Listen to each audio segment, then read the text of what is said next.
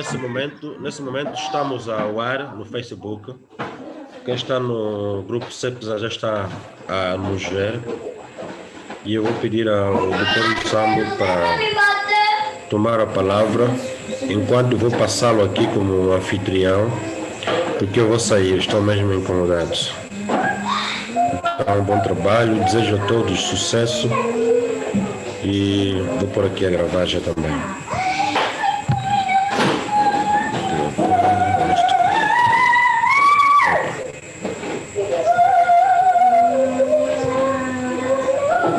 Tenha bondade, Dr. Sambo. Desliga a sua lição. Fala nele para fechar a televisão aí. Aquilo também fecha mesmo.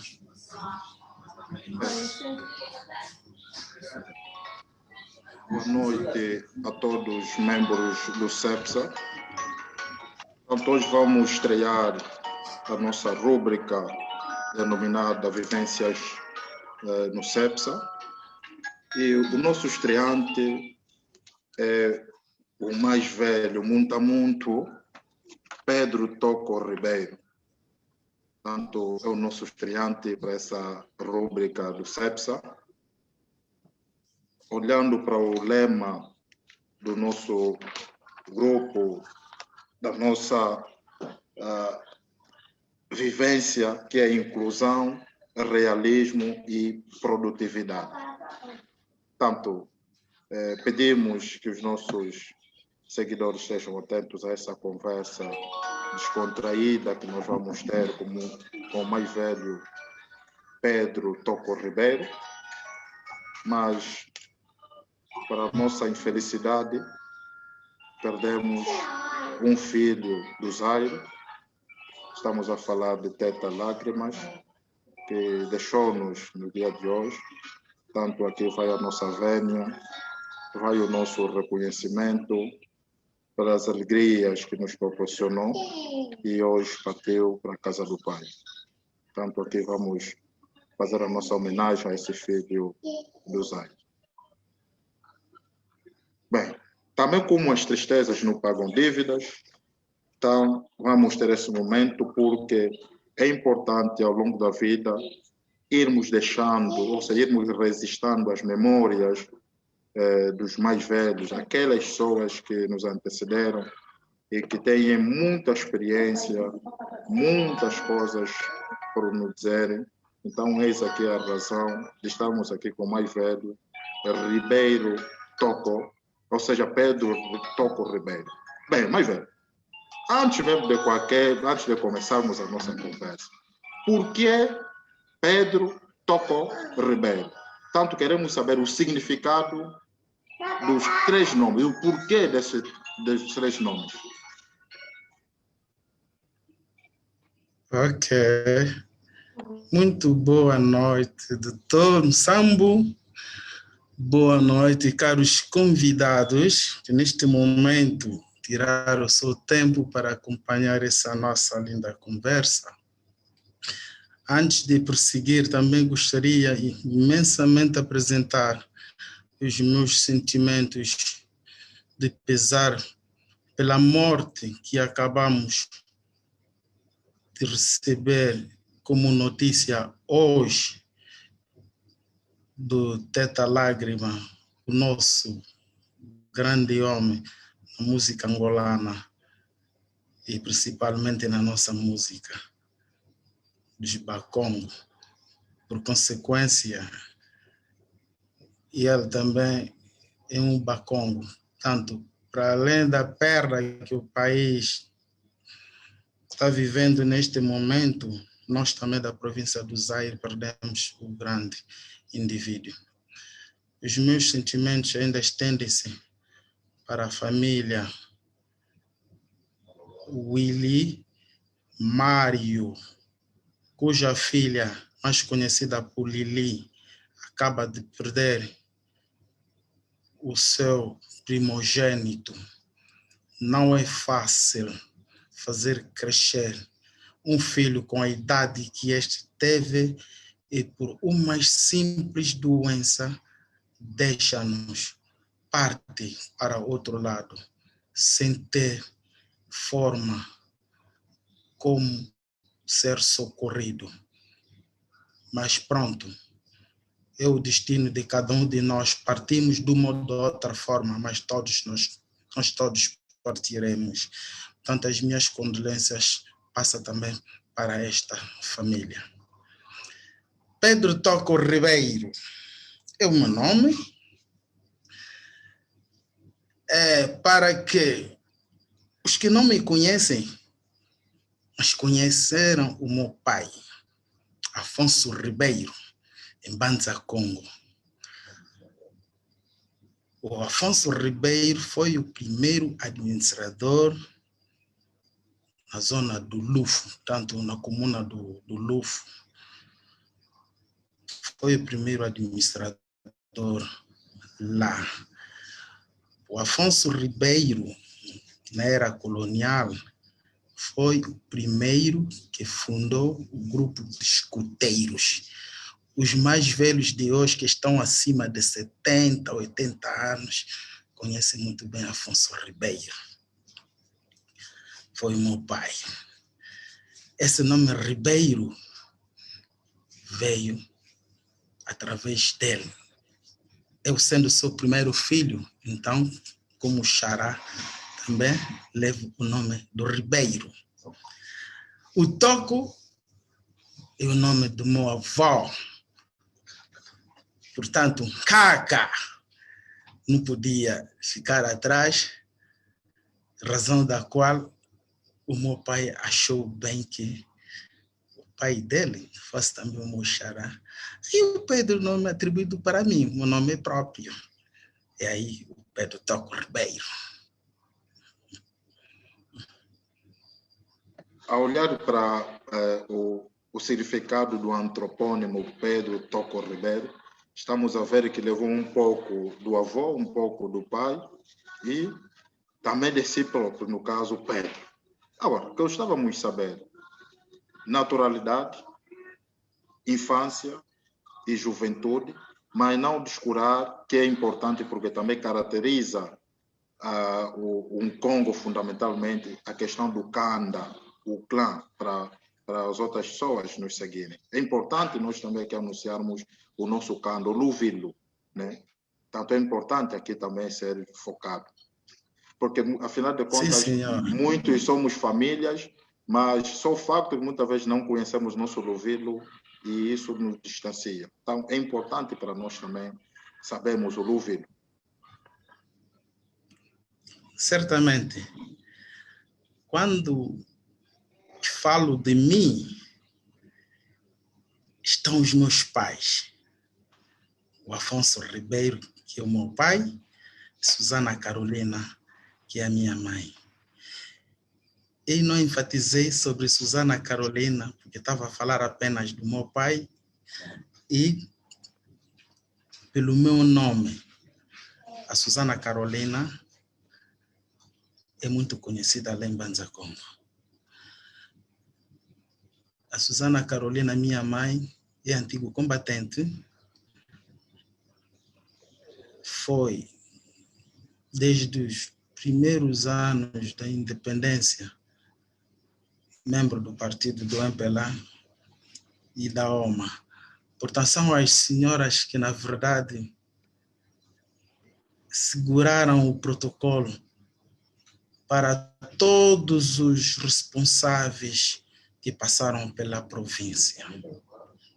Partindo do Aníbal Rocha, Moisés Long, Jorge Barros de Poate, Almirante Dias, Cumbi de Azabo, portanto, todos estes que passaram aí, trabalharam com a minha mãe. Sou Bakongo puro, nasci mesmo em Banza, Congo.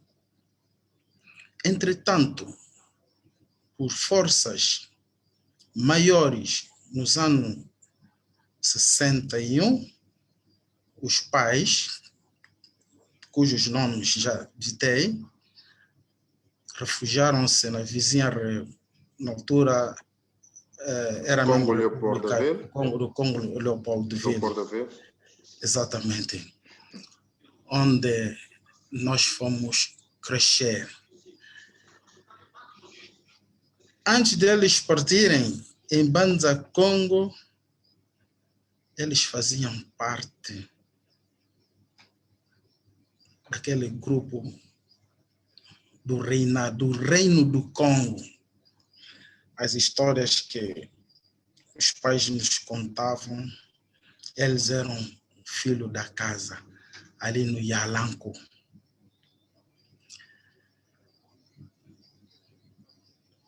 Então, pela origem da família, eu sou Musivuzi, sou Kivuzi. Por coincidência, o meu pai e a minha mãe, ambos são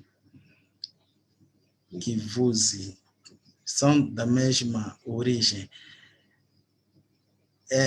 Eu sei que não é permitido, não era permitido a junção tanto das mesmas origens, tanto criarem, fazerem ou formarem um casal. Mas o meu pai pagou Kombo Anthony Kafuta, porque ele violou os princípios que norteavam tanto dentro da nossa tradição. Mas será que também o momento, desculpa, o momento também não, ou seja, o tempo, e se partir por aquele princípio que em casa a gente ambas mochidiwa quando judiwanga, e a olhar para o tempo, será que não terá também justificado, por exemplo, o facto dele terem ficado e não a família, por exemplo, pensar em separar?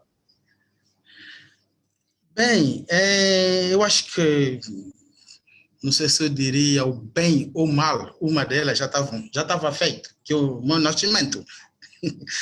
Portanto, o ideal, com certeza, era deixá-los continuar, do que separá-los, porque já havia filho no meio, e se optasse pela separação, talvez ia criar problemas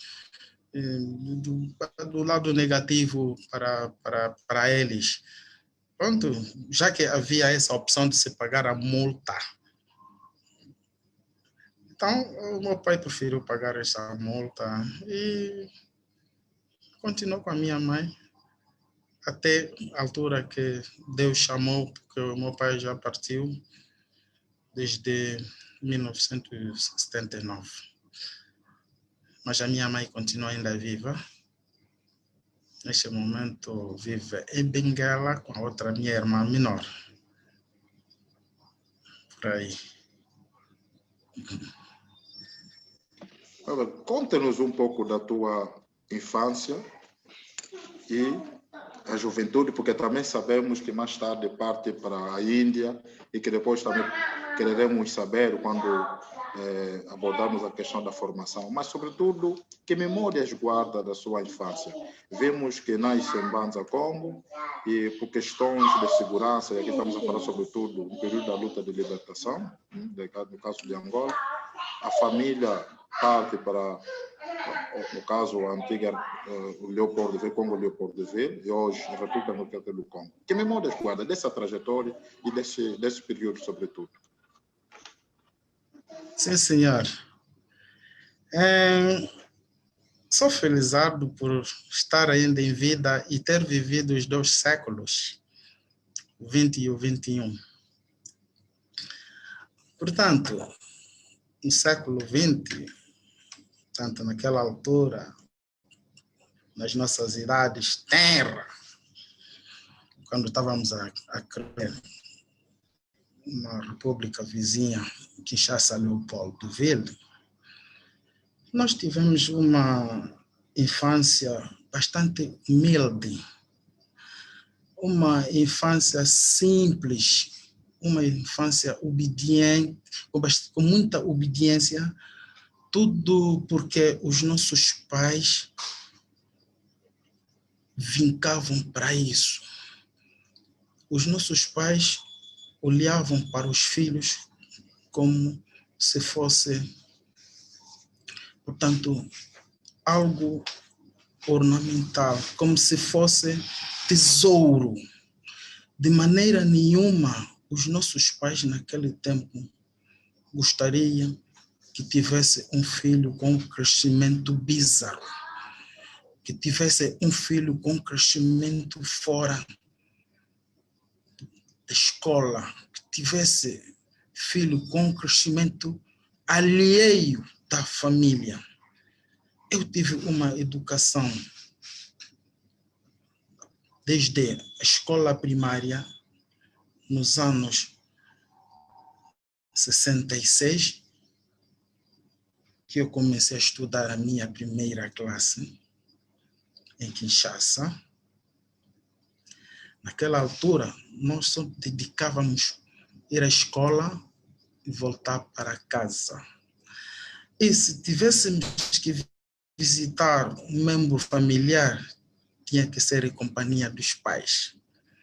Nós não sabíamos, ou eu não sabia, o que era desviar o caminho da escola para procurar outros caminhos, porque eu sabia que não cairia bem aos meus pais. Infelizmente, nessa altura, nós não tivemos as mordomias que os nossos filhos estão a ter hoje. Eu não tive brinquedo, mas os brinquedos que eu usava naquela altura punha-me feliz, porque na verdade eu não conhecia outro tipo de brinquedo. Eu sabia fabricar viaturas usando cartolinas IBM, sabia fazer viatura usando fios de ferro, sabia fazer brinquedos de viatura usando bambu. Aquilo foi suficiente para eu me sentir alegre. Bastava eu ter aquilo, eu brincava à vontade. Eu não tive bicicleta, não tive televisão a cor, na altura não havia televisão a cor. E eu vivia numa área onde não havia energia elétrica ainda.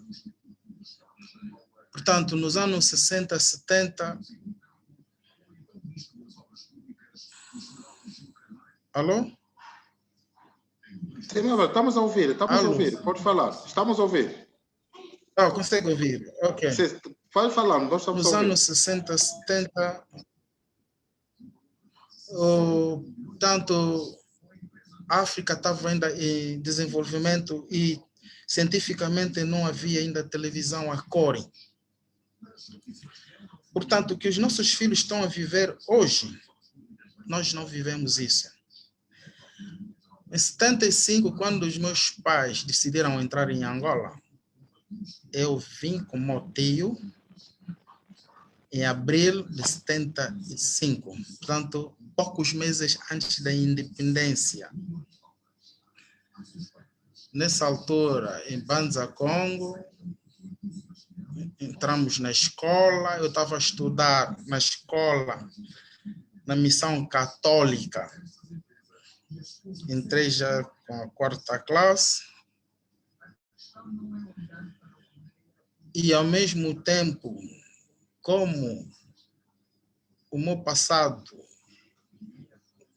até hoje foi sempre um passado religioso, eu, na Igreja Católica de Banza, Congo, inscrevo-me como sacristão nessa igreja.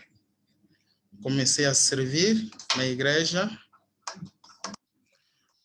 e, algum tempo depois, juntaram-se a mim os outros amigos, como o engenheiro Manuel Fernandes, o filho de Bacalhau em Banza Congo, todo mundo conhece.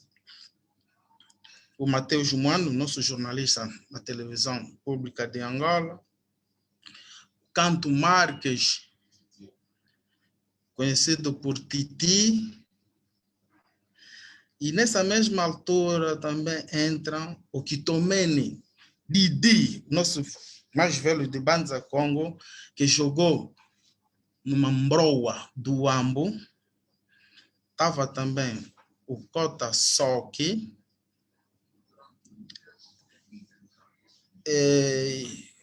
Mais outros, o Pedro, que nós chamávamos Pedro de Sengui, já é falecido. E o nosso amigo que era representante da rádio, a partir do Soio, o nome já não me vem. Portanto, juntamos todos e o nosso dia a dia era igreja, escola, igreja, escola. Quando terminamos a 4ª classe, e por estarmos sempre junto com os padres, nesse grupo fomos todos escolhidos para ingressarmos no seminário. Nós todos aceitamos ir para o seminário. Mas vou lhe dizer uma coisa, um segredo, né, que nesse momento deixa de ser segredo. O que nos impulsionou mesmo a entrarmos no seminário, porque sabíamos que iríamos sair de Banza Congo para irmos estudar no UIS. E esta viagem seria de avião. Na altura era o Fokker que... o Fokker via Banza Congo, fazia Luanda, Banza Congo, depois UIS, voltava de novo para Banza Congo, Luanda. Então, nosso entusiasmo era esse, pá, nós vamos subir no avião pela primeira vez na vida. Então, é isso que nos impulsionou. Fomos todos para o seminário no ano 76, dia 76, fomos para o seminário Luís. Bem, como se diz, chegar a padre é uma vocação.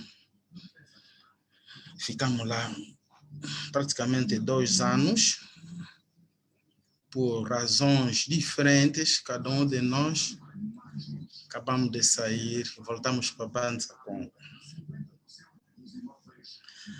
Ficamos lá 2, 3 anos, voltamos para Banza Congo. Portanto, eu fiz a minha 6ª classe e a 7ª classe em Negage, como seminarista.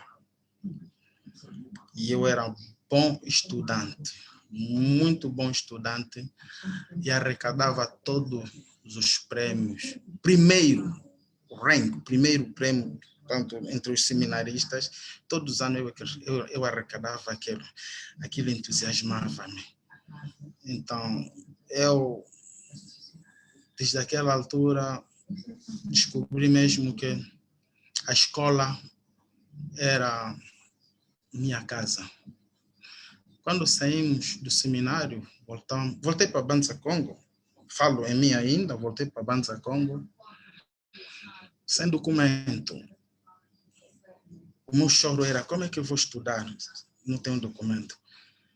Então fomos ter com o professor Daniel Vicente, que todo mundo conhece, mais velho. Daniel Vicente, na altura, ele era o diretor do ciclo, o doutor Antônio Agostinho Neto. E ele era grande responsável na igreja. Ele é que dirigia o grupo coral e também tocava o piano no grupo coral. Ele recebe-nos, meteu-nos, nesse caso, 7ª classe já, lá no ciclo. A 7ª. E houve contactos. Ele próprio fez os contactos na escola que eu estudei em Negais, mandaram ver os documentos, pronto, tudo ficou legal. No entanto, no ciclo fiz a minha 7ª e 8ª classe, sempre como aluno brilhante. Não era apenas eu, o nosso grupo todo que eu citei. há pouco tempo. Éramos brilhantes. Portanto, por essa inteligência que nós tínhamos, fez com que ficássemos grandes amigos dos nossos professores.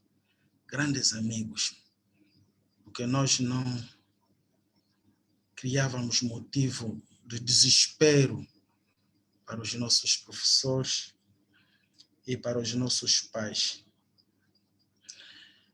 Éramos um grupo muito conhecido em Banza, como desses nomes todos que eu citei.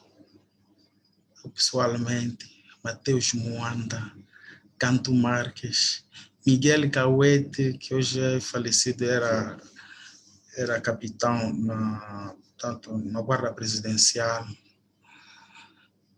O Zeis,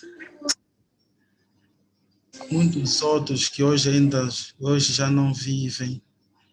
Éramos um grupo muito notado em Banza Congo pela nossa inteligência a nível da escola, pelas participações que nós tínhamos na igreja e das participações que nós tínhamos para além da atividade, dos deveres acadêmicos. Nós éramos responsáveis no campo desportivo, até fazíamos parte da equipa mesmo de Banza Congo, a equipa brilhante de Banza Congo, de basquetebol, de futebol, porque nesta altura até havia o desporto escolar e nós viajávamos bastante, indo ao encontro dos jogos escolares. Todos que eu acabei de citar o nome éramos integrantes destes grupos. Portanto, essa nossa infância, essa fase da adolescência que fomos crescendo, fomos deixando sempre um legado positivo. Imagine que nessa altura havia conflito interno em Angola. Portanto, e nessas alturas mesmo nós viajávamos muitas vezes de carro, saindo de Banza Congo para Soio, Banza Congo para Unzeto, para Luanda, de carro só para representarmos a província em termos do desporto. Bem, não se compara com Luanda, porque como capital, eles tinham uma equipa bastante organizada e bastante evoluída, mas, contudo, nós fazíamos questão de participar em todos esses jogos. E também havia equipa feminina, em termos de basquetebol, onde integrava, por exemplo, Alice Cardoso, onde integrava a Isabel, que é grande quadro no Ministério das Finanças hoje, Isabel, que se não me engano. Tanto que para quem conhece o Notice, essa Isabel é irmã do Notice. A Santa, neste momento, acredito que deve estar lá em Banza Congo. Tanto todas elas integravam a equipa de basquetebol feminina. Era uma equipa grande. Portanto, neste momento, era a fase de maiores alegrias da nossa vivência, porque éramos todos engajados na escola. Nós não tínhamos outra coisa a fazer. Depois da escola, casa, à tarde era desporto. Treinávamos no Guaia, naquela altura. O futebol, nós treinávamos no Vunda, também na escola, na Missão Católica, jogávamos aí na escola provisória, lá no bairro, era também um dos sítios onde nós treinávamos muito. Lá no bairro Álvaro Buta. Também na cerâmica. No entanto, o nosso tempo brilhou mesmo. Aquela fase toda que fizemos a nossa sede. Partimos mesmo da 4ª classe, indo para o seminário. Depois viemos fazer a nossa 7ª e 8ª. Infelizmente, até a nossa 8ª classe não havia a continuação em termos escolar lá em Banza Congo. E depois da 8ª classe, começamos a nos dispersar, portanto, ir para as outras artérias, continuar os nossos estudos. Mas fomos felizardos da continuação, ou fui felizardo na continuação do meu estudo a nível médio, porque na altura o Ministério da Educação tinha a política de encaminhamento. Portanto, quem terminasse a 8ª classe, eu não sei qual era o critério que se usava, tanto os nomes eram encaminhados para diferentes instituições escolares do nível médio para diferentes províncias. E a deslocação para estas instituições era tudo a cargo do governo. E nós, nestas instituições, éramos considerados como alunos internos. Ficávamos tanto no internato, muito ou pouca dificuldade, mas nós fomos estudando. Eu lembro, eu pessoalmente fui encaminhado para a Cabinda, tanto no Instituto Normal de Educação, Sukahata, o nome desse instituto, onde fiz a minha 9ª até 12ª. E também sempre brilhante, principalmente nas disciplinas como matemática, física. Acredita que até a disciplina portuguesa eu brilhava. Se bem que a língua portuguesa foi a minha 2ª língua materna. Porque nós, quando estávamos no outro lado, não era português. Era mais Lingala e francês na escola. Mas depois, do jeito que nós aprendemos o português, porque estávamos mesmo afincados, nós amávamos escola. Aquilo era a nossa casa. Entanto, os frutos começaram por aí. Os frutos começaram por aí. E como é que o mais velho depois parte para... Sei que no currículo do mais velho também consta formação para a Índia. Foi neste momento que sai da Índia diretamente para a Índia? Em que circunstâncias é que foi parar a Índia? Tanto queremos também saber dessa trajetória. Como é que sai da Cabinda para a Índia?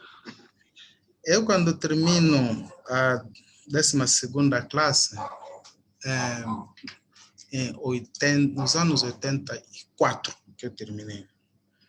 84. Naquela altura, portanto, o governo não deixava, portanto, ninguém podia continuar os seus estudos para o ensino superior antes, sem participar, sem colaborar, pelo menos 2 anos colaborar, trabalhar. Só assim que teria direito a dar a continuidade para o ensino superior. Isso tudo porque na altura não havia quadros em Angola. Eram deficientes. Até porque quando eu estava a fazer o ciclo, os meus professores, entre eles tinham professores cabo-verdianos.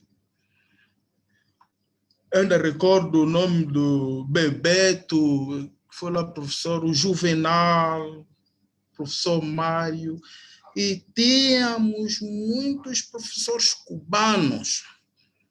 Os primeiros cubanos que vinham para Angola, na missão, tanto da cooperação entre o governo de Angola e o governo cubano. Esses eram os nossos professores. O único professor angolano que eu tive foi o professor de português, que era mesmo Daniel Vicente, e o professor de inglês. Já não me vem o nome dele.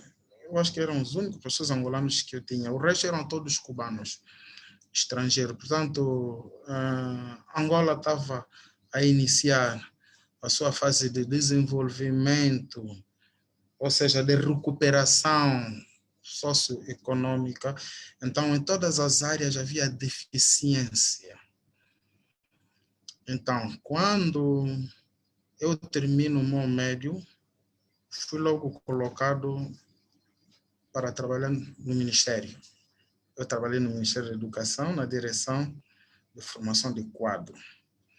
Depois, o Ministério, um ano depois, transfere-me para a Escola Centro Profissional do Kazenga para ir lecionar. Eu, nessa escola, após ter feito a 12ª classe, eu dava matemática na 5ª, 6ª, 7ª e 8ª. Dava física na 7ª e 8ª. E dava inglês na 7ª e 8ª. Eu dava 3 disciplinas.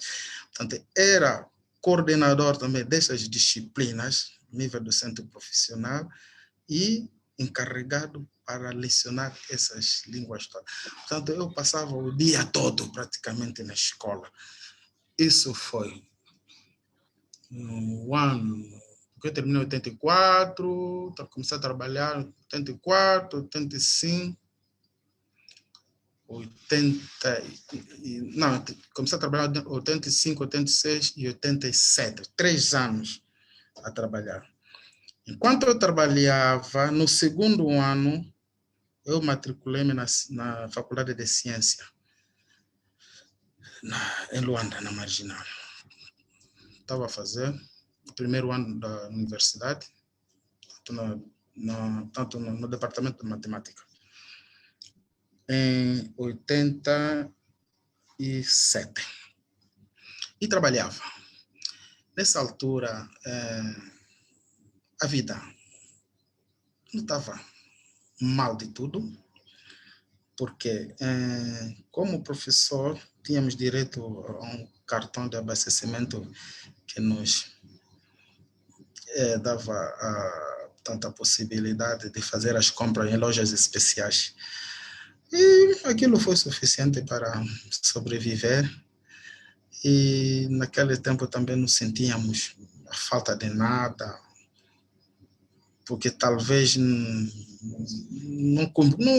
havia como comparar com como as coisas passavam em outras áreas ou no outro mundo.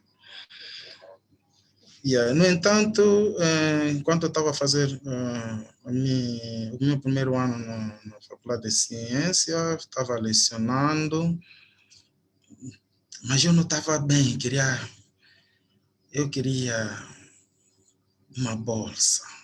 Eu disse, pai, eu quero sair desse país, mas com uma bolsa. Candidatei-me no 1º ano.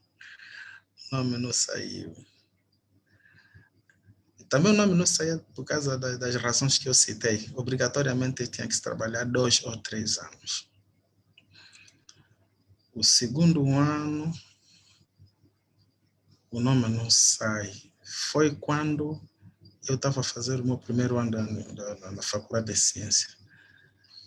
Também não me cansei. No 3º ano, o nome sai como uma bolsa para a Índia. Essa bolsa era uma bolsa especial. Se recordam, em 1986 ou 87, esteve em Angola a visita do primeiro-ministro indiano, Rajiv Gandhi.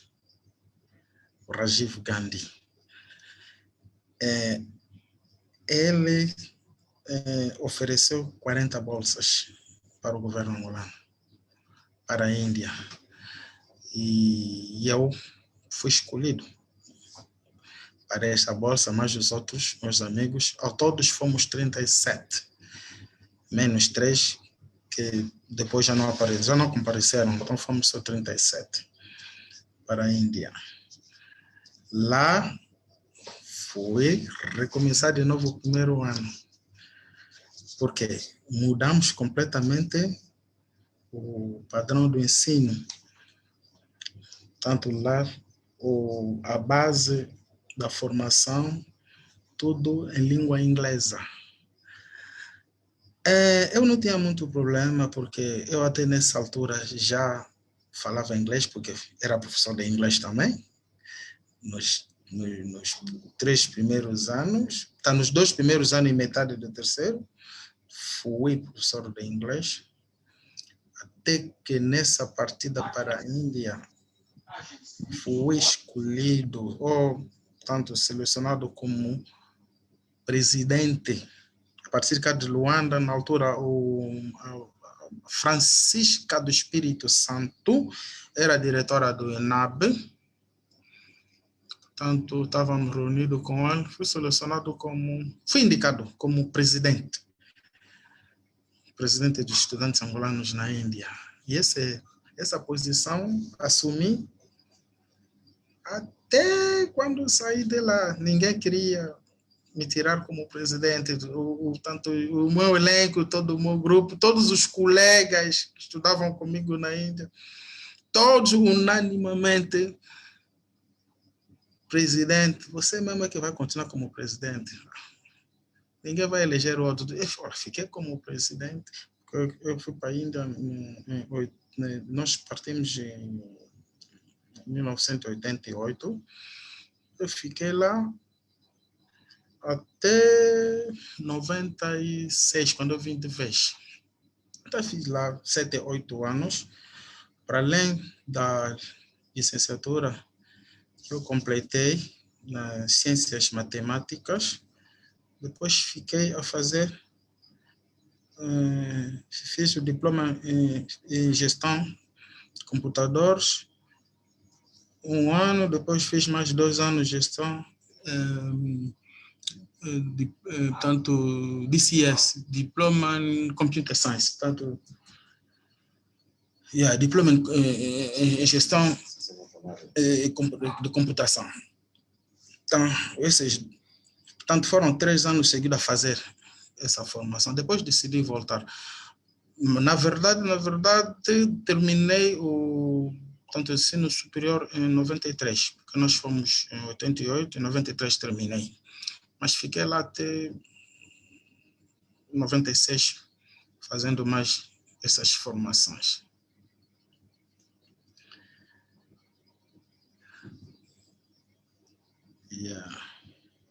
Nessa altura, o mais velho já tinha a família constituída, essa trajetória toda, porque o que eu pude perceber, sai de Cabinda direto para Luanda, né? E sim, depois, Luanda, 2, 3 anos de trabalho, e com essa luta para uma bolsa, finalmente consegue a bolsa. E mais ou menos aqui estamos a falar de quantos anos, no caso, quantos anos mais velho tinha, com quantos anos aqui no fundo parte para a Índia? Eu parto com 26 anos, 26, 27 anos, porque em 88, sim, tinha 27 anos. Eu não tinha compromisso nenhum, não tinha mulher, não tinha filho. Isso até preocupava os meus pais. Os meus parentes, eles perguntavam: mas o nome que eu era mais conhecido era o Pierre, não é? Mas o Pierre, ele não vai ter mulher. Esse não quer fazer filho. Eu, francamente dizendo, eu não pensava em mulher enquanto não terminasse a minha formação. Não pensava em mulher nenhuma, porque minha cabeça, vou arranjar mulher e depois a minha formação fica como? Vai haver um handicap, são traves. Pronto, dali eu fui sempre me acautelando. Eu disse, não. Mas não quer dizer que não namorava. Toda a juventude passa naquilo, mas com muita cautela. Com muita cautela mesmo. O meu primeiro filho foi mesmo já quando eu termino. Quando eu decidi ver o terreno em 95. E nessa altura que eu engajo-me, apaixono-me com uma senhora de Cabinda, mas em Luanda, e essa senhora é que é a minha esposa, é que é a minha costela. Eu, quando engravido-a, decidi, eu não vou partir numa outra relação. É essa mesmo que eu vou ter que ficar com ela. Portanto, quando recebo o meu filho, em 95, eu estava na Índia. Quem me dá essa informação foi um colega meu, que eles telefonam. Quem ligou para mim foi o meu irmão, de primo direto, né, como nós falamos, mas pronto, o meu irmão, Bakongo conheceram um chamado Dr. Nimi Ambrósio. O Dr. Nimi foi o diretor clínico da Américo Boa Vida, foi diretor nacional da saúde pública, foi diretor da pediatria no Maria Pia. Tanto esse é que liga para a Índia, dá-me essa informação que eu já era pai. Meu colega, quando me passa essa informação, eu não consegui falar, não tinha voz para falar. Só estava imaginando dentro de mim, agora sou pai.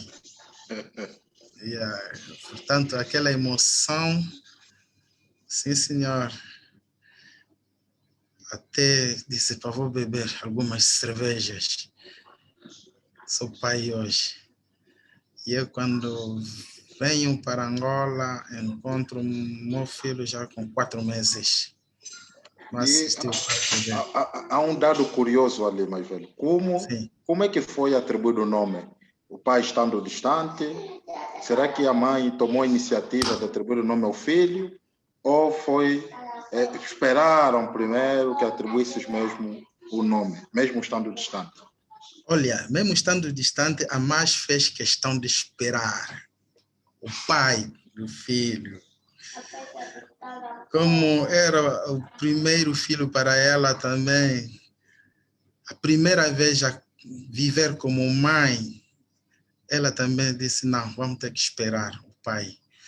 Quando eu cheguei, é que decidimos registrar o nosso filho. Olha, até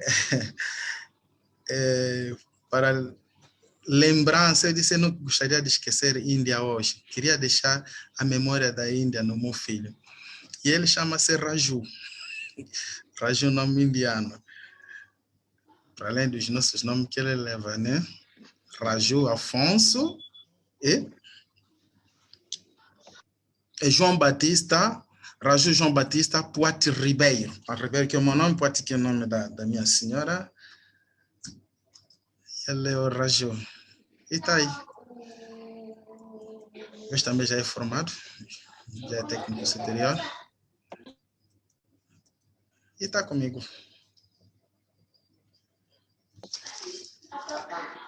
Que é muito bom. Mas em toda essa trajetória, vemos que a saída de Mbanza Congo para o Wish, a inspiração, ou seja, a motivação no fundo era subir num avião. Mas penso que essa emoção já não foi a mesma para ir a Cabinda ou sair de Cabinda para Luanda. Mas em Não, toda já essa não. em toda essa formação, né, todo esse percurso, quem era a principal fonte de inspiração para dar sequência dessa formação? Quem incentivava? Quem o inspirava a dar sequência da formação? Bem,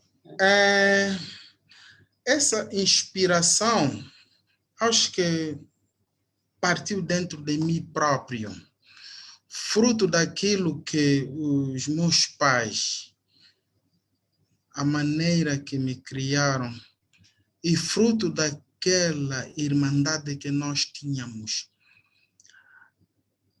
Eu, quando parto para a Cabinda, o ano a seguir, eu consigo colocar também em Cabinda o atual decano que temos aí em Banza com Estamos a falar do o Marciano? Marciano, sim. Que eu consegui o encaminhamento, mas no ano seguinte que ela quando termina a 12ª, perde o encaminhamento. E as dificuldades começam nos encaminhamentos no ano seguinte. Ele perde. Mas eu fiz questão de falar com o diretor lá da minha escola que eu tenho um primo, gostaria que viesse estudar aqui. E ele veio. Também juntou-me na mesma instituição onde eu estive, em Cabinda. Os outros também, no caso do jornalista Matheus Mwanda, foi estudar no Muto, em Luanda. Os nossos mais velhos que nos orientavam, o Kitomene, Soki, porque eles também estavam no seminário, o Pedro sozinho, que é o nosso secretário na NASA, todos eles continuaram a estudar. Portanto, não havia ninguém fora do ensino. Só vendo os outros, e por coincidência, eu também ser tanto ligado e na vontade de continuar sempre a estudar, aquilo foi o suficiente de não largar, de continuarmos mesmo. Nessa altura que quando fui para Cabinda, já não era o querer viajar de avião, não. Porque quando estávamos no seminário no IJA, ali por ano, acho que vínhamos 2 vezes de férias, mas era sempre de avião, tá ali.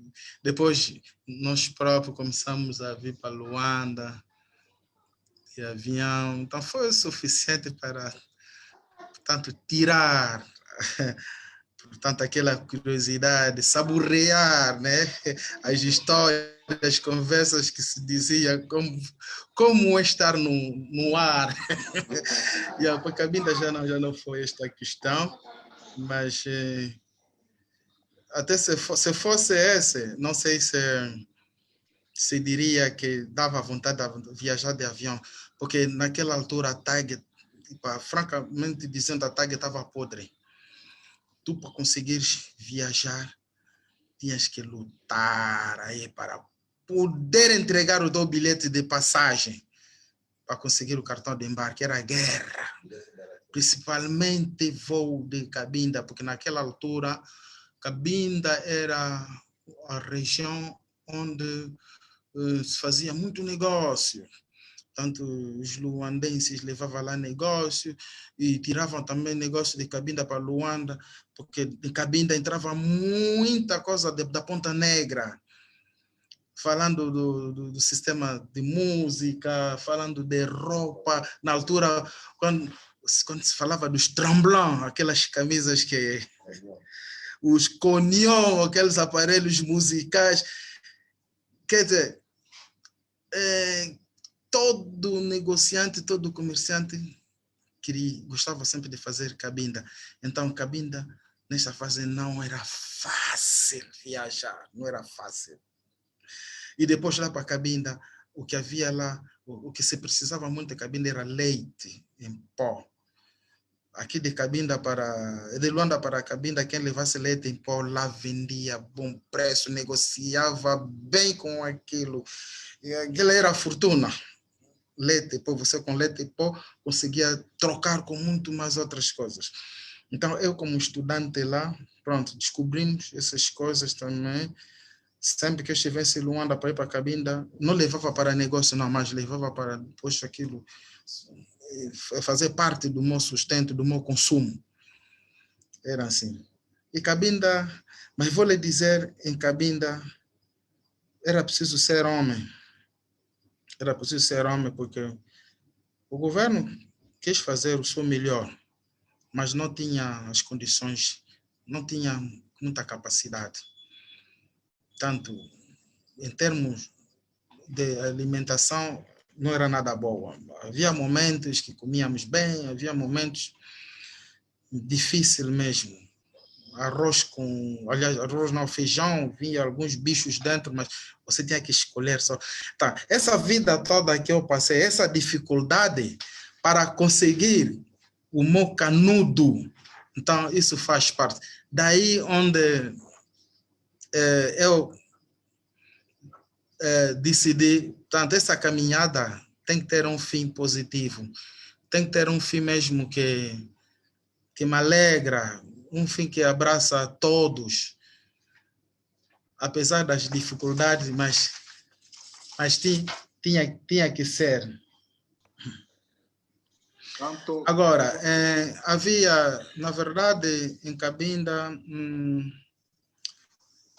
maior parte do pessoal em Cabinda naquela altura que eu fui para lá, se não fosse indivíduo, tanto com algum nível de educação, não sabia falar, não falavam português, era mais fiote. Mas eu saí de Cabinda, não conheci fiote, não soube falar fiote, porque no nosso meio estudantil era mais português. Mas havia uma boa hospitalidade. Havia uma boa hospitalidade, tanto quando eu vivi lá no meu tempo como aluno interno, no internato, tinha boa hospitalidade, boa camaradagem com os nossos colegas que eram de lá, porque todos os fins de semana partiam, iam para as casas dos familiares, no sábado e voltavam na segunda-feira. Quando eles voltassem, vinham já com chiquanga, com farinha, tudo isso, quer dizer, e nós éramos alunos internos, aquilo não vale a pena. Comíamos todos juntos. Nas dificuldades, eles nos apoiavam, mas aquilo foi uma coisa horrível. Para mim, Cabinda, e acabei mesmo de ficar também com uma Cabinda. Mas essa Cabinda que está comigo, não lhe conheci em Cabinda. Em Cabinda, não namorei com nenhuma Cabinda, mas vim namorar com Cabinda em Luanda, que é a minha esposa hoje. muito bem. Vai ver. Então, uma vez formado, e não é comum alguém, sobretudo um Congo, ter a formação na Índia. Formado. Hoje, em que setor é que o mais velho atua? Setor de atuação? Olha, eu quando quando decidi regressar em Angola em 96, eu chego, já nessa altura havia alguma dificuldade também em termos de emprego. Já se sentia alguma dificuldade em termos de emprego. Então, nós todos do nosso grupo começamos a procurar emprego. Então, eu comecei a trabalhar primeiro numa empresa da Arandasan, é uma empresa de fiscalização, ainda existe hoje, da Arandasan. O escritório era mesmo na Marginal. Então, lá trabalhava com... O diretor daquilo era um libanês e os outros técnicos, engenheiros que trabalhavam aí eram britânicos e noruegueses. e eu estava a trabalhar lá na área, tanto área administrativa, posso dizer, né? Foi o meu primeiro, a nova experiência depois de terminar tanto o ensino superior. Então, o norueguês que lá trabalhava, ele acompanhava o meu trabalho, ele pergunta-me, você formação onde? Eu disse, na Índia. Ele disse, você aqui está sendo subaproveitado. Daquilo que eu estou vendo, você aqui está sendo subaproveitado. Daquilo que tu fazes, tu não podes ficar aqui. Mas eu posso falar com alguém para ver se consegue te empregar, porque você vai ser muito útil nessa empresa. Ele disse, tá bom. Então, esse senhor fala com o representante da Ajuda Popular da Noruega em Angola, falou de mim, pediu meu currículo, entreguei, chamou-me, ele disse, você fica mesmo já aqui, vai trabalhar conosco. Vai trabalhar conosco, mas não é aqui no nosso escritório. Porque a Ajuda Popular da Noruega eram parceiros das Nações Unidas, porque eles aqui estão metidos no projeto de ação de minas, tanto na desminagem. Então, leva-me lá. Então, o representante disse, tu vais trabalhar conosco, mas não diretamente aqui, mas vai trabalhar no programa de ação de mina nas Nações Unidas. Então, naquela altura, Angola estava a viver o momento de emergência, se não me engano. Então, levam-me a Monua, que substitui a UNAVEM. A Monua, onde eu assino o contrato, começo a trabalhar. Entanto, fui logo tanto contratado como assessor da gestão de informação na ação de mina, no programa da ação de mina, onde a Monua secunda-me para o governo, para fazer esse papel da Monua, mas no governo, exatamente no Instituto Nacional de Remoção de Objetos Explosivos, que o INAROI naquela altura. Então, eu chego aí, precisam de mim para organizar o sistema de informação do país, porque aquilo era o Instituto Nacional, portanto, uma base de dados central para Angola, que velasse na tanto introdução e tratamentos de dados em relação às minas em Angola. E eu peguei aquilo e estava lá eu, mais um colega meu, também um branco norueguês, seguramos aquilo, desenvolvemos a base de dados ficou funcional. E lá continuei a trabalhar um ano depois, onde, através deste mesmo trabalho, fui convidado para participar num estudo sobre a gestão de informação na ação de mina, tanto na Universidade não me vem, mas é na Virgínia, nos Estados Unidos. É a primeira vez, portanto, 87, 88, eu tanto vou participar nesse encontro, nessa universidade, onde busquei mais alguns inputs e no regresso vim mais aplicar na ação de mina. Fiquei a trabalhar para o INAROI, tanto o sistema funcionava devidamente, Tanto depois, tornei-me assessor nesta área e responsável também no desenvolvimento da capacidade para os funcionários do Estado. Eu, como funcionário das Nações Unidas, então começo a capacitar o pessoal local, que eram os funcionários diretos do Estado nessa área. Então, trabalhei com eles muitos anos, até acho que 10 anos, se não me engano, quando o Estado decide separar as águas, porque o INAROI fazia o papel da coordenação. A ação de mina também era operador público. Tanto o INAROI desminava, fazia as tarefas no país, também coordenava, então não podia. Tanto jogador árbitro não ficava bem. Então, separa este lado do INAROI da coordenação, então ficou apenas como operador público, onde tira também o nome de INAROI e passa para o INADE, agora o atual Instituto Nacional de Desminagem. Então, criou-se uma outra área que é a CNIDA hoje, Comissão Nacional Intersectorial de Desminagem e Ajuda Humanitária. Então, como área da coordenação, então, eu automaticamente passo para essa área. Então, a base de dados levei para esta nova instituição criada.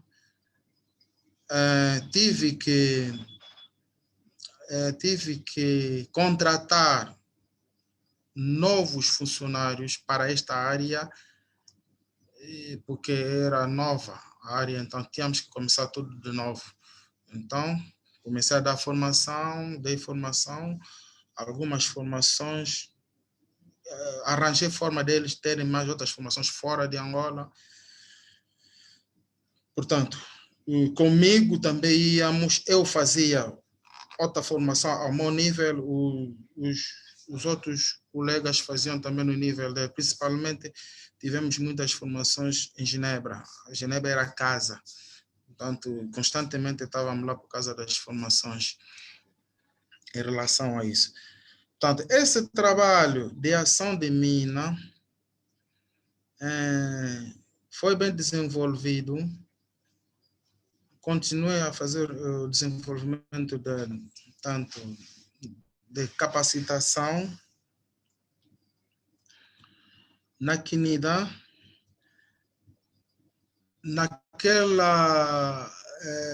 nessa fase aproveito também aprimorar outras minhas formações no sistema de informação geográfica.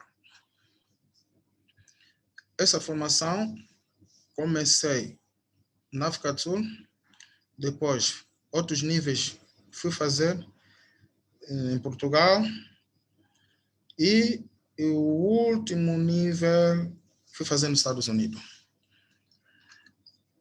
Tanto estando formado nessa área do sistema de informação geográfica, a nível de Angola, só nós é que usávamos este programa. Tanto a primeira instituição governamental que adere a este programa foi a Indiama. Foi a Indiama, porque o mesmo programa serviria também para as pesquisas das zonas diamantíferas por aí. Então, eu fui dar formação também lá na Indiama, nos escritórios que estão nos edifícios, nos prédios, né? Aí ao lado da televisão. Fui dar essa formação lá, começaram a utilizar. O Instituto Nacional de Estatística também interessaram-se. Eu fui dar formação no INE, nessa área de sistema de informação geográfica, de formação no INE. A FAO interessou-se também. Portanto, eu no mercado de Luanda já era conhecido.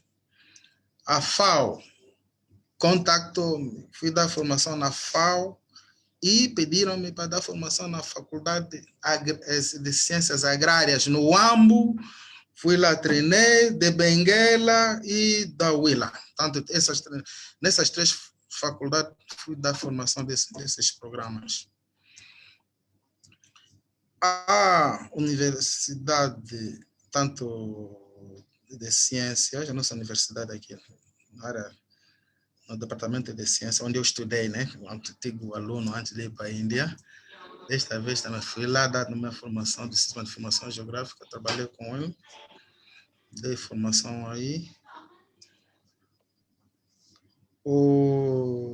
A EDEL, hoje a ENDE e a EDEL também interessaram-se nessa formação através de um projeto dos americanos na área da ajuda humanitária. Esse programa, não sei como é que se chama, mas contactaram-me, fui dar formação também na EDEL, nessas áreas. Ministério da Agricultura, até hoje, ainda continua a dar formação para o Ministério da Agricultura nessas áreas. Portanto, neste momento, deixei um legado grande neste país, nestas instituições todas. Então, até que em 2012, a Ajuda Popular da Noruega achou que podia voltar a me recrutar para levar essa formação nos seus programas na República Democrática do Congo, em Moçambique, onde eu fiquei como assessor para dar essas formações, tanto desenvolvimento de capacidade na RDC e em Moçambique. Eu trabalhava 6 meses em Kinshasa, outros 6 meses em Maputo. Depois tínhamos que ficar um tempo em outros países, tipo no Sudão do Sul, onde congregávamos todos, e eu fazia parte também do elenco dos instrutores no Sudão do Sul. Dava lá a minha formação também. E cheguei também de participar numa formação como instrutor no Líbano, tanto em Beirute. Estive lá também, dei tanto o meu conhecimento, passei o meu conhecimento para os demais.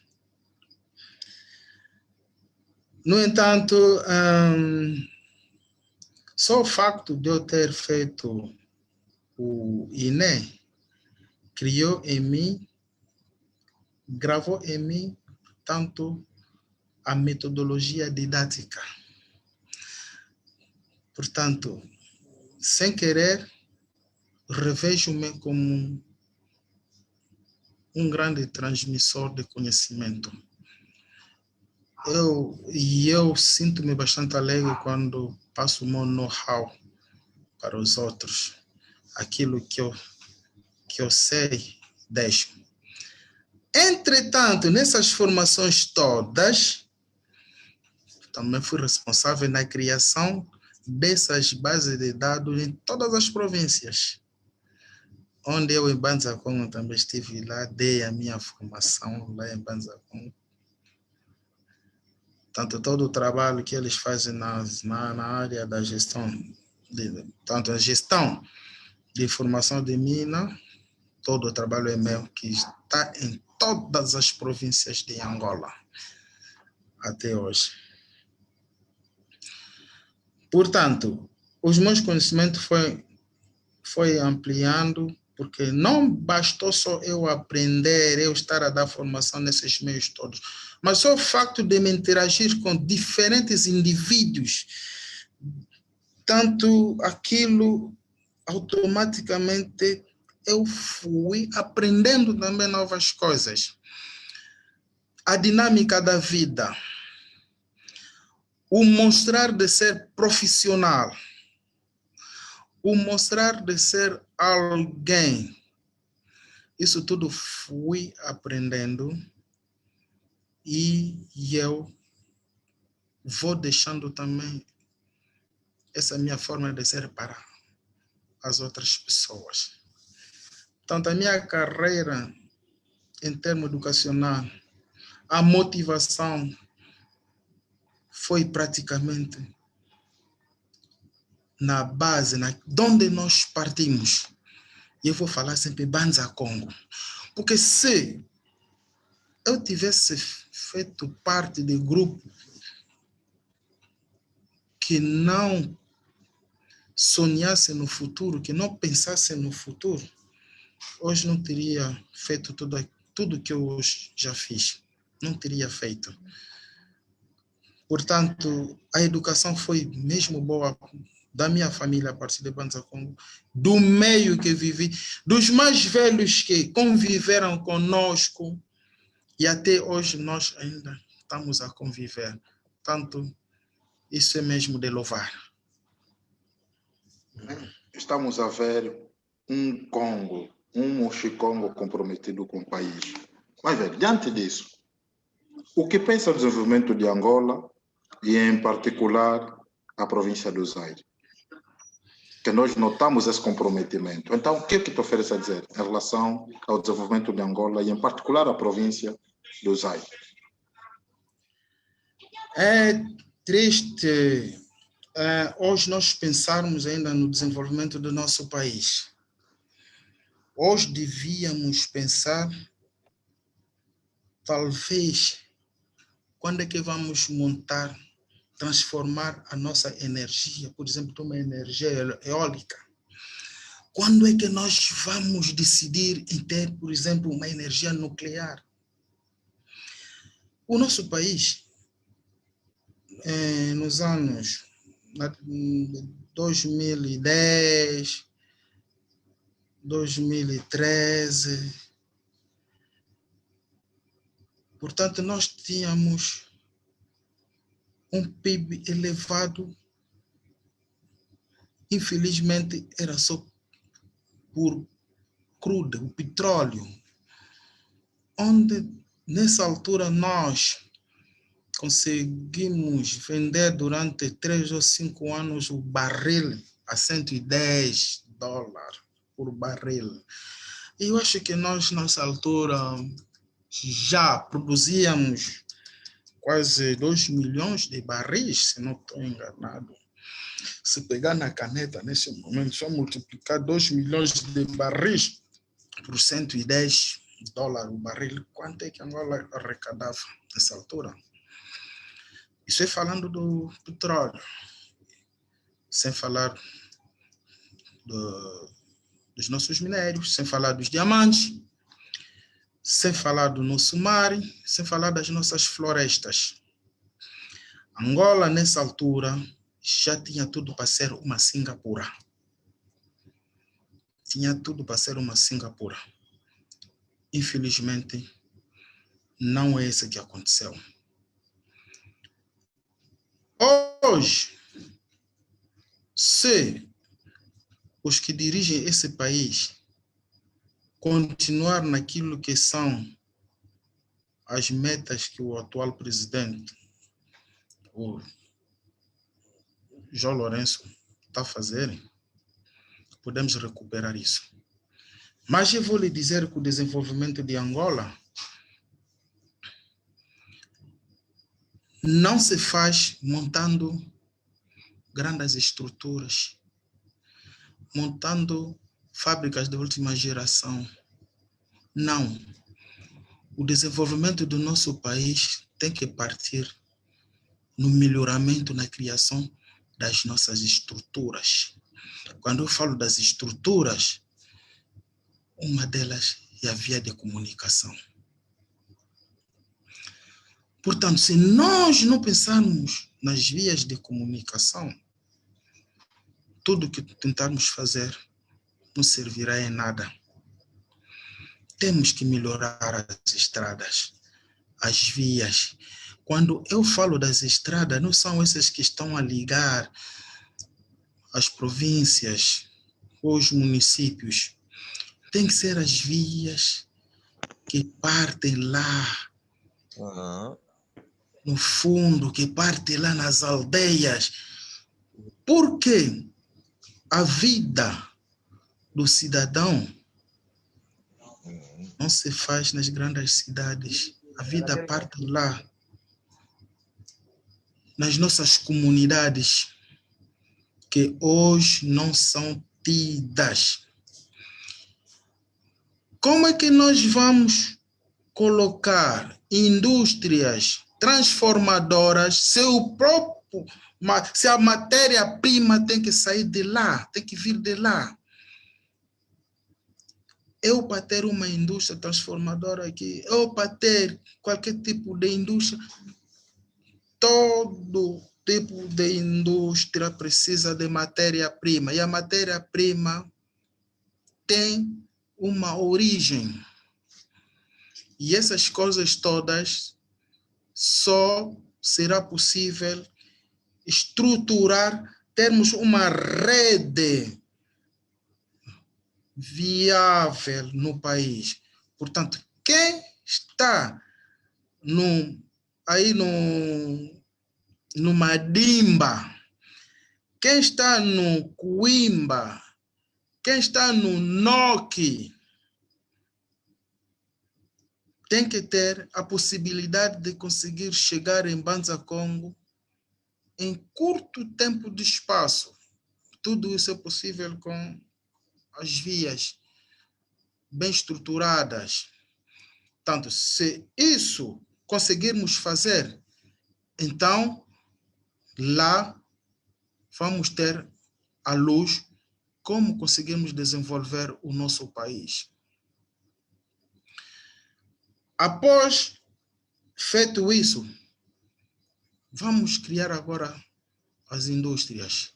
Mas para criarmos as indústrias, temos que pensar que as indústrias, nem toda a parte da indústria é automática ou precisa de robô. Mesmo que precise de robô, tem que ter alguém a utilizá-lo. Então, nós temos que pensar na formação do indivíduo. Temos que pensar na formação de homem. Hoje em dia, nós temos um problema sério quanto à formação de homem. Por quê? A camada juvenil, que é a camada que ultrapassa em termos da população no nosso país, é essa camada que está fora do sistema do ensino. A camada juvenil é o pilar no desenvolvimento de um país. O nosso índice do desenvolvimento humano é bastante baixo, se calhar abaixo de 1. É bastante baixo. Portanto, quando as estruturas forem bem feitas, paralelamente, o recurso humano está sendo preparado para que este venha segurar as indústrias que existem. Se bem que já existe um bom número de quadros preparados, formados fora, mas muitos desses quadros, daquilo que se aprendeu, não conseguem aplicar aqui porque não há sítio para se aplicar. Então, temos que rapidamente pensar no desenvolvimento das estruturas, criação das vias. Vamos desenvolver essa área. Vamos desenvolver linhas férreas. Isso é que nós temos que começar a pensar agora. Depois, com o aparecimento das indústrias, vamos ver o país a mudar. Não basta as políticas. Não basta as políticas. A política não enche a barriga. As boas palavras que vamos ouvindo dos nossos governantes, não é isso que vai nos encher a barriga. Hoje em dia, por exemplo, a nossa província do Zaire, agora parte do patrimônio mundial, do patrimônio da humanidade, hoje. Portanto, nós temos que pensar naquilo que foram as recomendações deixadas pelas essas instituições internacionais. Nós temos um compromisso grande e forte. Nós temos que fazer aquilo que são as condições para que mantenhamos como patrimônio mundial. Nós corremos risco de perder este direito. Corremos grande risco de perder esse direito se nós não nos mexermos, se nós não fazermos nada. Porque não basta só termos as indústrias, porque muitos países não têm nada, não existem recursos minerais, não tem nada, mas são países que vivem do turismo. O turismo é o quê? É a novidade, é mostrar aquilo que nós temos como algo que interessa, algo para visitar, sítios com recursos, sítios com história, sítios com fantasias, sítios com diferenças em termos da própria natureza, daquilo que a natureza nos oferece. E a nossa província tem muito disso. Nós temos esses locais. Eu não sei se já houve algum trabalho de identificação do levantamento desses espaços todos a nível da província. Não sei se alguém já fez isso, está a se fazer. Daí mesmo seria o meu questionamento. Quais são os anseios do mais velho no que toca ao patrimônio cultural da humanidade, por sinal, o único em Angola? Porque penso que estamos aqui diante de questões muito concretas e já que o mais velho fala sobretudo da responsabilidade que cada um de nós tem. Quais são os anseios do mais velho? O que é que de forma pragmática se pode fazer para, no fundo, rentabilizarmos o patrimônio histórico da humanidade que Angola possui, de forma particular a província do Zaire? Olha, eu sei que existem tarefas, existem orientações que foram deixadas a partir dessas instituições internacionais que hoje nos aceitam como patrimônio mundial. Essas tarefas nós temos que identificar primeiro. A primeira coisa que temos que fazer, temos que identificar essas tarefas que foram deixadas. Só para cortar ainda, penso que houve noticiário, não ainda cortando, no noticiário, eu penso que há uma semana, foi noticiado que dos 7 compromissos, já a maioria foi cumprido. Bom, até que ponto é visível o cumprimento desses compromissos, já que estamos a falar dos anseios todos no caso? Em que também isso, no fundo, deve impactar na vida das populações, fundamentalmente da província do Zaire? Estes compromissos se foram feitos, talvez, no papel. Agora, em termo prático, não sei, porque eu estive lá num dos encontros onde foi apresentado os projetos que abarcam todos os trabalhos que haviam fazer sobre o patrimônio. Um deles, a criação do aeroporto, outro portanto, um museu. Nós vimos que o museu onde estaria no meio daquele aeroporto, o novo aeroporto estaria aparecendo naquele lado do Nkiende, e a remoção da antena da rádio, não sei se isso já se removeu, e parece que deviam tirar também portanto, as pessoas que estão alojadas naquela zona onde se pretende continuar as escavações. Não sei, a olho nu, se alguma coisa foi feita e não sei. Se posso estar enganado, mas eu não vejo. Mas, por isso eu volto a repetir, vamos identificar as tarefas deixadas. Quais são as tarefas que foram feitas de concreto? Se não foram feitas, então nós temos que levantar a voz.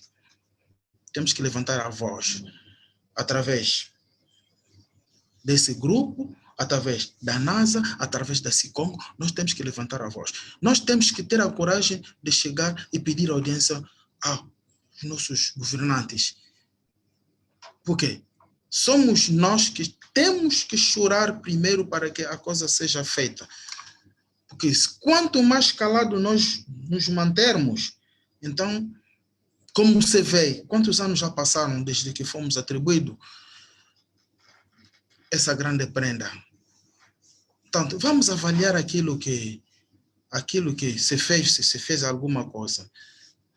Nós temos que ir atrás, começamos a fazer. Eu até, nos meus projetos, eu tenho um projeto que queria fazer para a província, fazer o levantamento das zonas turísticas a nível da província, identificar essas zonas, automatizar essas zonas e, através do Google, as pessoas conseguem visualizar e aceder.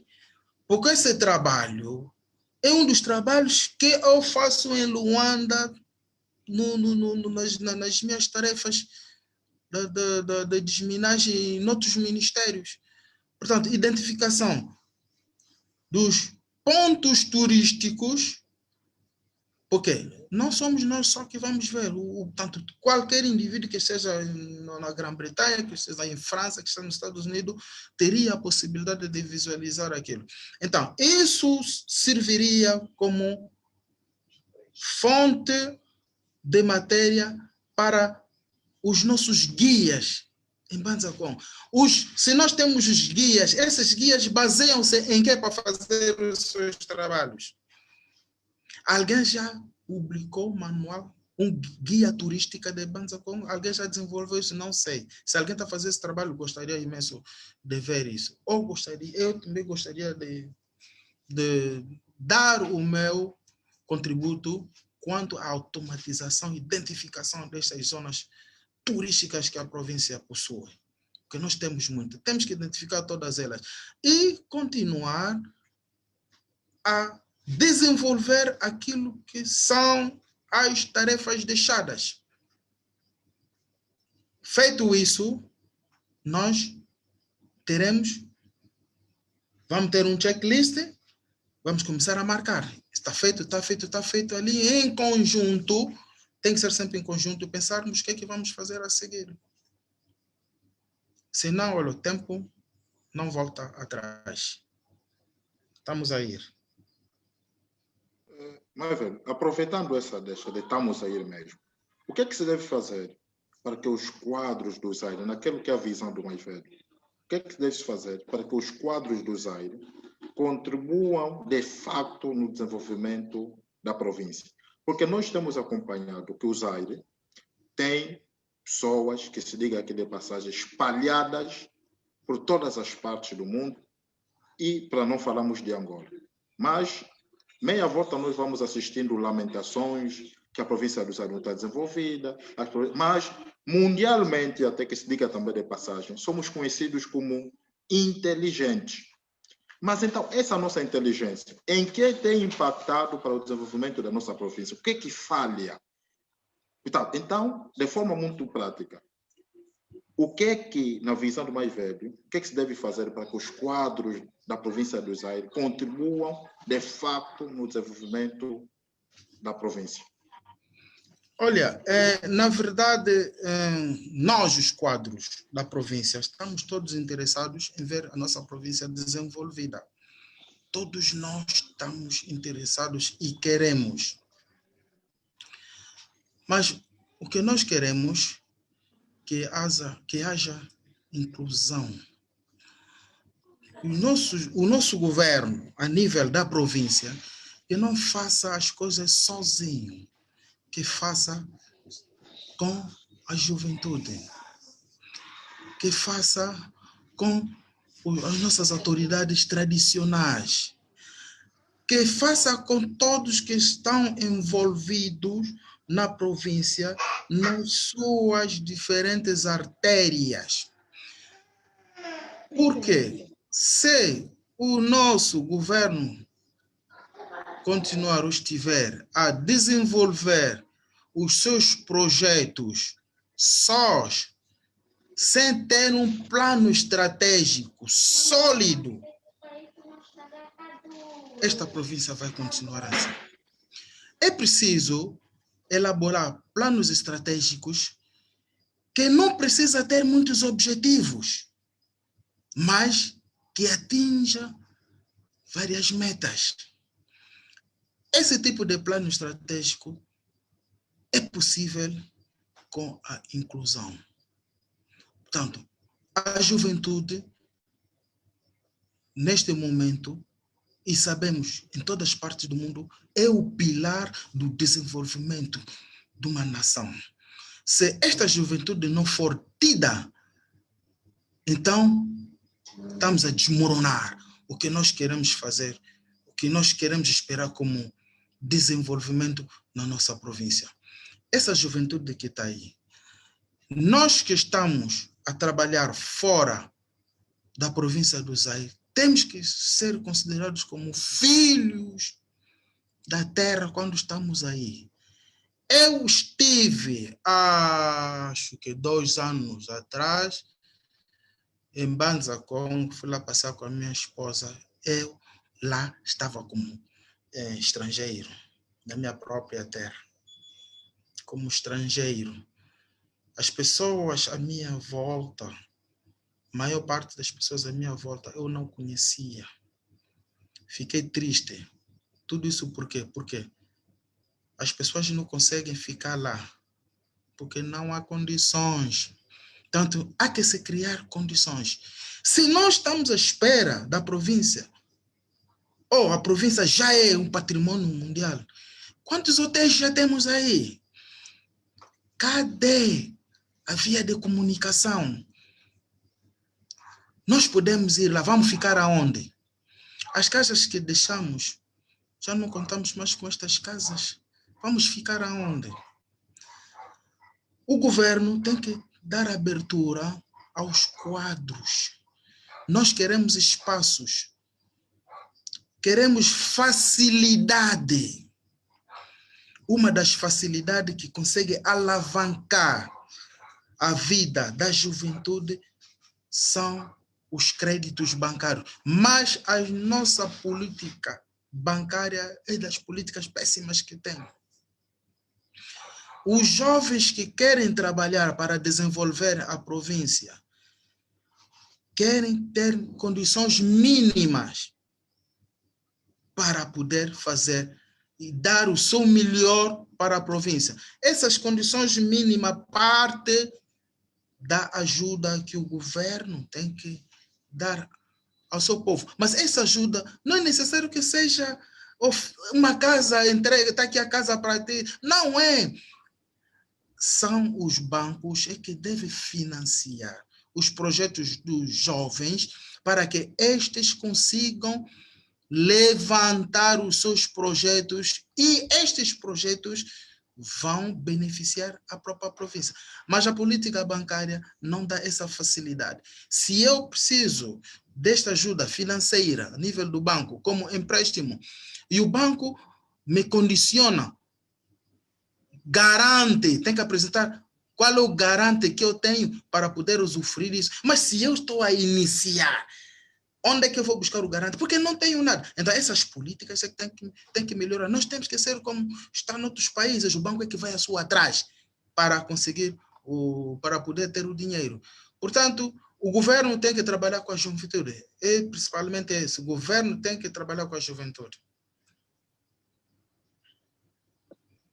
Muito bom, Mavelho. Estamos mesmo já a caminhar para o fim. Mais velho, Pedro Toco Ribeiro. A minha pergunta é, toda essa trajetória de vida, sente-se realizado com todo o trabalho que fez para o mundo e em particular em Angola? E que conselho deixaria para os jovens angolanos e em particular da província do Zaire? Eu, francamente falando, não vou dizer que sinto-me realizado. Do ritmo que nós estamos a levar no nosso país, ninguém se sente realizado. Mas eu estou a trabalhar para que tenha esses sentimentos. Eu, neste momento, estou a trabalhar como diretor-geral de uma empresa de aviação. Estou agora no outro campo. Estou no campo aeronáutico agora. estou a dirigir uma empresa de aviação. No entanto, o meu legado, se há pessoas atrás a dar continuidade, a partir deles, eu vou me sentir bastante alegre. A minha realização vai ser a partir das pessoas que estou a deixar o meu know-how, o meu conhecimento. Para a juventude, o que eu vou lhes pedir é ter esperança. É ter mesmo esperança. E acreditar que o bom momento virá. E que eles não deixem de fazer aquilo que eles pretendem fazer como algo que beneficie o próprio país. Que não deixem de lutar para os seus estudos. Que continuem. Que não ponham abaixo os seus projetos. Que continuem sempre a pegar nos seus projetos. Eu acho que nós, quando não conseguimos utilizar o nosso cão, temos que utilizar o gato. Temos os nossos campos aí. Vamos nos nossos campos. Vamos lavrar. Vamos desenvolver a nossa terra. A nossa terra é bastante fértil. Não vamos ficar parados. E o que eu peço também à juventude é que não se vire para os maus caminhos. Que não utilize enriquecimento rápido. Portanto, que façam tudo com juízo, que façam tudo de uma forma legal, para que hoje, na idade que eu tenho, não conheço porta de nenhuma prisão. Portanto, tudo na legalidade. Eu peço aos jovens que sejam assim. Nós é que agradecemos este momento que o mais velho Pedro Toco Ribeiro nos proporcionou. Dizer que estamos a ser acompanhados pelo tio Pedro Katende, Madidi Lua, o mais velho ainda Pedro Takula, temos o mais velho Henrique Raimundo, tanto o tio Sozinho, no caso Pedro Sozinho, me parece muitos dessas pessoas e tantas outras que agora não consigo visualizar, muitos foram contemporâneos do mais velho Pedro Toco Ribeiro. Portanto, infelizmente esse espaço não é para muitas intervenções, mas é para testemunhos. Portanto, brevemente poderemos também contactar outra figura que poderá falar aqui das suas vivências, vivências no CEPSA, no caso. Nós é que agradecemos a disponibilidade do mais velho e queremos contar com os demais membros. Ainda também temos o professor Ndonga, apenas já falamos isso. Portanto, nós aqui agradecemos mais uma vez a disponibilidade dos mais velhos. Estamos a falar de 22 horas e 36 minutos.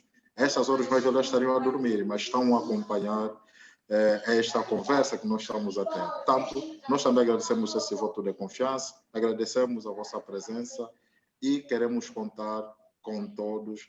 E quando forem contactados, pedimos que não neguem, porque estamos aqui ao serviço do país, em particular a nossa província, no caso a província do Zaire, que a todos devemos, primeiro, respeito, honra e lutarmos para dignificarmos aquele espaço, que a nível da história já deu seu crédito, então nós temos de continuar a valorizar, no caso, esse legado, né, que o mundo testemunha, que é o espaço, no caso, Zaire, né, fundamentalmente Mbanza Congo. Portanto, nosso muito obrigado e que dizer mais? Do Tonder. Obrigado. Muito obrigado mesmo. A alegria é toda minha. E eu agradeço a presença de todos os assistentes que estão aí. Grande meu amigo Pedro Katende, Mocota, Pedro Sozinho, esse é o nosso mais velho.